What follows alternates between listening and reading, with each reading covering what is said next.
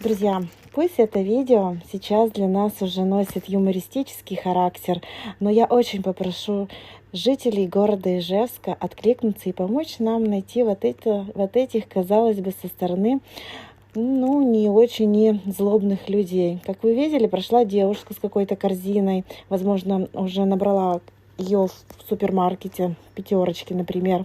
Вот идут парни с пакетами, возможно, не самые трезвые. Вот они и приглянулись на наших красавчиков и украли Деда Мороза снеговиком. Смотрите, смотрите, как в сказке. Тревога, тревога, тревога. Парни сейчас будут забирать у нас праздник Деда Мороза и снеговика. Один караулит, другой в маске уже срезает веревочки, на которые они крепились.